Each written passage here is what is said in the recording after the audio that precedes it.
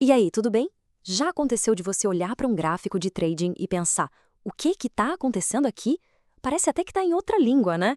Pois bem, hoje a gente vai decifrar esse idioma. O nosso objetivo é aprender a ler a história que cada vela japonesa, cada candle, nos conta. Preparado? Então vamos lá. E é essa a ideia principal. Pensa em cada candle não como uma barrinha colorida qualquer, mas sim como resultado de uma batalha intensa, uma verdadeira disputa por território ali no gráfico. E olha, entender quem venceu essa pequena guerra e com que força é a chave para tentar antecipar os próximos movimentos do mercado. É justamente isso que a gente vai decodificar hoje. Nosso roteiro aqui é bem direto. Primeiro, a gente vai entender o corpo da vela, depois, as sombras.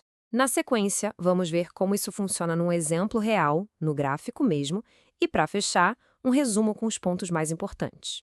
Ok, vamos começar pela parte mais óbvia da vela, o corpo. É aqui que a gente descobre de cara quem saiu vitorioso na batalha daquele período de tempo. O corpo é basicamente o campo de batalha principal. Ele mostra pra gente onde a luta começou, ou seja, o preço de abertura, e onde ela terminou, com o preço de fechamento. A distância entre esses dois pontos é o que forma o corpo. E a primeira pista que uma vela nos dá é a cor. Aqui é bem simples. Se a vela é verde, os compradores, o time dos touros, venceram. O preço subiu. Se ela é vermelha, os vendedores, o time dos ursos, levaram a melhor. O preço caiu. Fácil, né? Só que não é só a cor que importa. O tamanho do corpo revela a intensidade da vitória. Um corpo grande, seja verde ou vermelho, mostra que quem venceu, venceu com força, com convicção. Já um corpo pequeno, isso aí é um sinal de equilíbrio, de indecisão no mercado. A briga foi boa. Muito bem. Agora vamos para a segunda parte, que, na minha opinião, é onde a história fica mais interessante. As sombras, que a gente também chama de pavios. As sombras são como as cicatrizes das tentativas que falharam. Elas mostram até onde o preço tentou ir, tanto para cima quanto para baixo, antes de ser empurrado de volta. A palavra mais importante aqui é rejeição. Imagina a cena: os compradores estão super confiantes, empurrando o preço lá para cima. De repente, eles batem numa muralha de vendedores, que não só param esse avanço, como jogam o preço de volta para baixo. O que sobra dessa batalha? Uma sombra longa na parte de cima. E o contrário também acontece. Uma sombra longa lá embaixo conta a história dos vendedores tentando derrubar o preço, mas encontrando uma defesa forte dos compradores, que não deixaram a peteca cair e retomaram o controle. Isso mostra a força dos compradores naquele nível de preço. Certo, teoria é ótimo.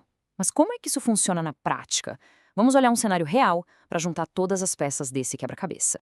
Olha só o que está acontecendo aqui. Vamos ler isso juntos. Primeiro, o contexto. O preço estava subindo e encontrou uma resistência, uma zona onde os vendedores costumam aparecer. Segundo, a vela. Olha só o candle que se formou ali.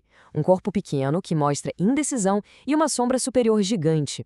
O que isso nos diz? É o gráfico gritando que os compradores tentaram romper, mas foram rejeitados com muita força. E por fim, o sinal.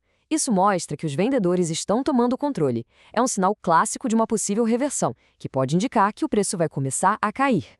Ok, vamos fazer um resumo bem rápido para tudo isso ficar bem fixado na mente. Se você tiver que lembrar de algumas coisas dessa nossa conversa, são estas aqui. É muito simples, se liga. A cor te diz quem ganhou. O tamanho te diz a força dessa vitória. E as sombras te contam onde teve rejeição, onde a briga foi séria. Dominando esses 3 pontos, a sua leitura de gráfico já sobe de nível. E lembre-se sempre disso. O corpo da vela te diz quem ganhou a batalha, mas são as sombras que contam a história das tentativas que deram errado e dos pontos de virada. A rejeição, muitas vezes, é uma informação mais valiosa que a própria vitória, porque ela sinaliza exatamente onde o poder está mudando de mãos.